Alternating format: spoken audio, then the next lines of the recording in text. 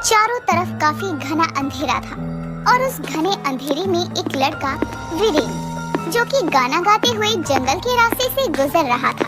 लागी मेरी तेरे संग प्रीत मेरे शंकरा, लागी मेरी तेरे संग प्रीत मेरे शंकरा। वीरेन ये गाना गा ही रहा था कि तभी उसको एक आवाज आती है। तेरे मुंह से भोले शंकर का गाना अच्छा नहीं लगता क्योंकि तू एक पापी है, पापी। क्या? कौन है यहाँ पर? और तुम मुझे ऐसे क्यों बोल रहे हो? मैं तेरी मौत हूँ, मौत। और तूने इस धरती पर बहुत ही ज्यादा पाप किए हैं। वो कहते हैं ना, पाप का घड़ा ज्यादा समय तक नहीं टिकता। ठीक उसी तरह से तेरे पाप का घड़ा भी भर गया है और तेरे पाप का विनाश करने मैं स्वयं आई हूँ। अब तुझे मुझसे कोई नहीं बचा सकता, समझा तू? कहीं ये डरा तो नहीं? ऐसा तो नहीं कि वो मुझे यहाँ डराने की सोच रही हो? कोई बात नहीं, नैना की बच्ची, मैं डरने वाला नहीं हूँ, तुम खुद को समझती जाओ। मूर्ख, मैं नैना नहीं हूँ, मैं तेरी मौत हूँ, मौत। वैसे ये आवाज से तो नैना नहीं लग रही है। आखिर ये है कौन जो मुझे डरा रहा है? लेकिन तुम हो कौन और इस तरह मुझे धमकी नहीं दे सकती हो? अगर हिम्मत है तो मेरे सामने आओ। वो ये बात बोल ही रहा था कि तभी उसके कानों में सरसराने की आवाज आती है। उस आवाज से वीरेन विचलित होकर साथ साथ डरने भी लगता है और वो इधर उधर देखने लगता है, लेकिन उसको वहाँ कोई नजर नहीं आता। पीछे देख, तेरी मौत तेरे सामने है। कौन है? अगर तुम मेरे सामने खड़ी है तो मुझे दिखाई क्यों नहीं दे रही? अरे मूर्ख, पेड़ की डाली पर देख। सांप? सांप बोल कैसे सकता है? ठीक वैसे ही जैसे तुम बोलते हो। इस तरह एक बार फिर से सांप पेड़ से नीचे उतरता है और वो अर्धनागिन रूप में बदलकर वीरेन के सामने एक इच्छाधारी नागिन के रूप में आ खड़ी हो जाती है। और उस इच्छाधारी नागिन को देखकर वीरेन के पसीने छूट जाते हैं और वो उसको बिना कुछ कहे वहाँ से आगे की तरफ भागने लगता है। लेकिन वो अर्ध रूपी नागिन उसको भागने से रोक लेती है और अपनी पूंछ में जकड़ लेती है। इस तरह से वो गिड़गिड़ाते हुए उससे अपनी जिंदगी की भीख मांगता है। मुझे छोड़ दो प्लीज, मुझे छोड़ दो, मैं तुम्हारे आगे हाथ जोड़ रहा हूँ। मांग भीख अपनी जिंदगी की। आखिर मैं भी तो देखूं, कब तक तू मुझसे अपनी मौत की भीख मांगता है? मुझे छोड़ दो, मुझे जाने दो। आगे से मैं कभी ऐसा कुछ नहीं करूँगा जिससे किसी को चोट पहुँचे। आज तेरी मौत निश्चित है, आज तू नहीं बचेगा। इस तरह से अब वो नागिन उसको अपनी पूंछ में जकड़े हुए हवा में उड़ा देती है, जिसके बाद वो अपनी लंबी जुबान करके उसे डस लेती है। अचानक ही उसको छोड़ देती है और इस तरह वीरेन नीचे आ गिरता है। वीरेन अब तड़पने लगता है, साथ ही उसका पूरा शरीर नीला पड़ जाता है।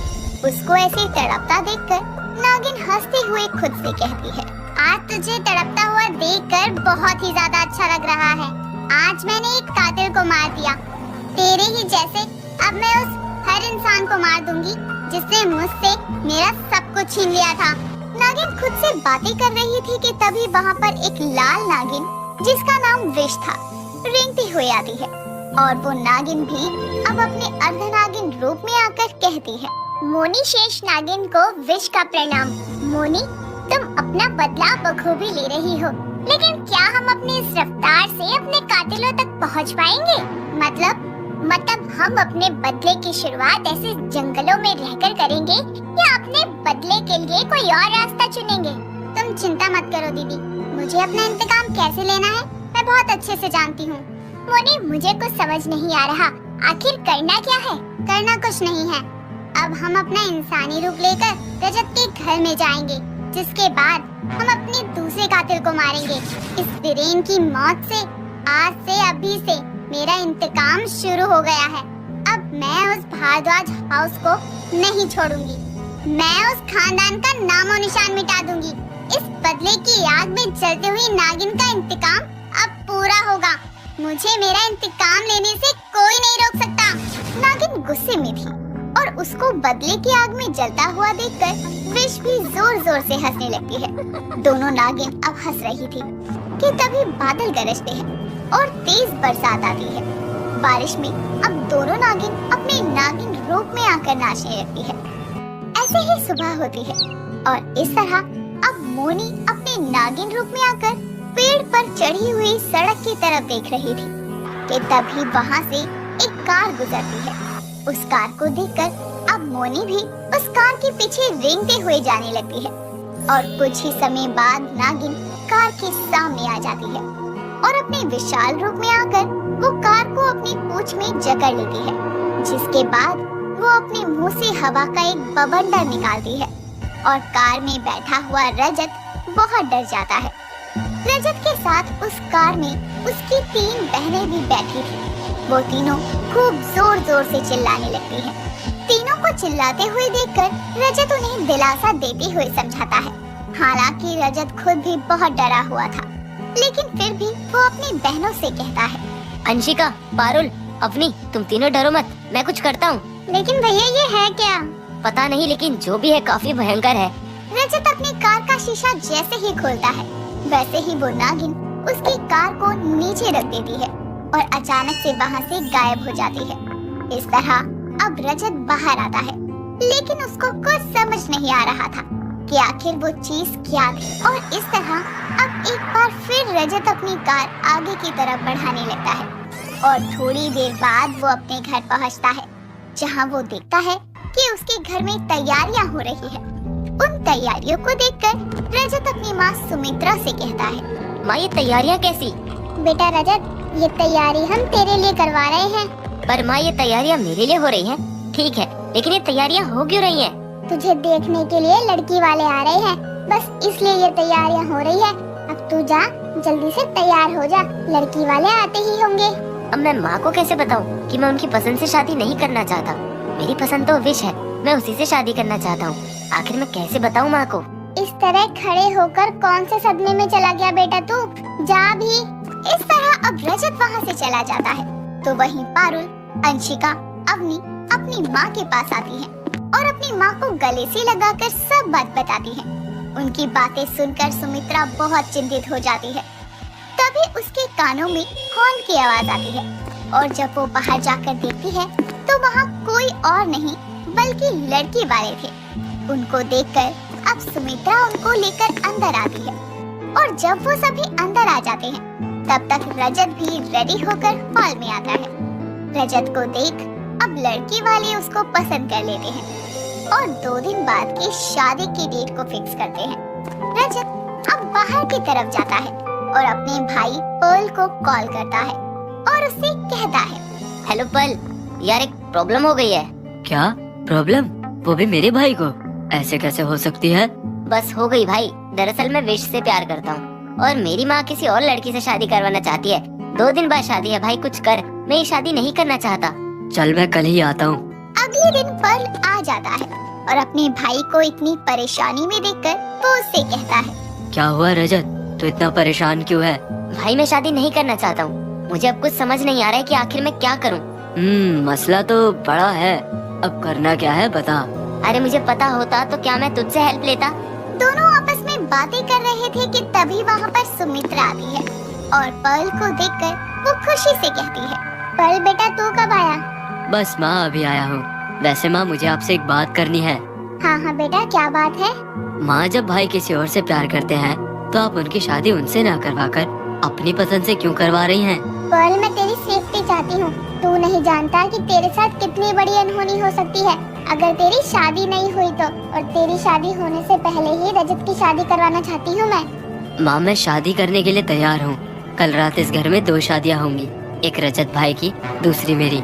लेकिन मेरी शादी रजत भाई के लिए देखी गई लड़की से होगी और रजत भाई की उनकी पसंद की लड़की से। पर बेटा। बस माँ बहुत हुआ। इतना कहकर पर्ल वहाँ से चला जाता है। सुमित्रा अब सोच में पड़ जाती है, तो वहीं दूसरी तरफ गमले में छुपी हुई नागिन ये सब कुछ देख रही थी और जैसे ही सुमित्रा वहाँ से जाती है वैसे ही नागिन अपने अर्धनागिन अवतार में आकर खुद से कहती है, बस तुम्हारी मौत की शुरुआत हो गई है। एक तरफ तो भारद्वाज हाउस में शादी की तैयारियां चल रही थी, तो वहीं दूसरी तरफ मोनी भोलेनाथ के शिवलिंग के आगे हाथ जोड़कर कहती है, हे भोलेनाथ, उस भारद्वाज हाउस में जश्न मनाया जा रहा है और यहाँ मैं अपने बदले की याद में चल रही हूँ। आखिर कब तक मैं अपने कातिलों को जश्न मनाते हुए देखूंगी? आखिर कब तक?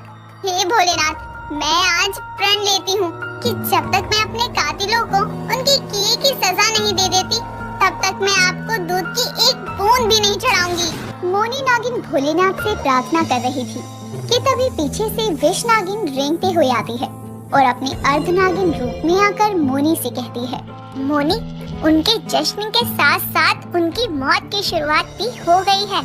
उस मूर्ख रजत को तो ये तक नहीं पता जिस लड़की से वो प्यार करता है वो और कोई नहीं बल्कि मैं हूँ। हाँ, और उन्हें तो ये भी नहीं पता कि वो जिस मामूली लड़की से शादी करने वाला है वो कोई और नहीं बल्कि मैं हूँ। हाँ मोनी, अब बस तुम जल्दी से उस घर की बहू बनकर चली जाओ। हाँ विश, आज रजत और परे की शादी नहीं बल्कि उनके घर की बर्बादी होने वाली है, क्योंकि उन्हें ये पता ही नहीं है जिससे आज उन दोनों की शादी होने वाली है वो कोई इंसान नहीं बल्कि एक इच्छाधारी नागिन है, नागिन। हाँ, और इन्हें तो ये तक नहीं पता कि उनके घर जो लड़की वाले आए थे वो कोई मामूली इंसान नहीं बल्कि हमारे द्वारा भेजे हुए नाग नागिन थे। खैर मोनी, इन सबको छोड़ो और जल्दी से शादी का जोड़ा पहन लो। काफी समय बाद हमें दुल्हन बनकर उस घर में प्रवेश करना है। आखिर हमें उस घर को आबाद जो करना है। तुम सही कह रही हो विश, हमें उस घर को आबाद करना है, या यूँ कहें कि उनकी आबादी की शुरुआत हो चुकी है। इस तरह दोनों हंसने लगते हैं। एक तरफ तो विश और मोनी आपस में बातें कर रही थी, तो वहीं दूसरी तरफ सुमित्रा एक गुफा में जाती है और गुफा में जाकर एक काल माता से मिलती है। काल माता एक सपेरन थी जो हर तरह से नाग नागिनों को पकड़ा करती थी। वो गुफा देखने में एक खंडर की तरह लग रही थी। हर जगह मकड़े के जाले थे, जगह जगह पत्तियां बिखरी हुई थी। अगर उजाला था तो बस उतनी दूर जहाँ पर काल माता बैठी हुई थी। काल माता के चारों तरफ मोमबत्तियां जल रही थी और काल माता के पास बैठकर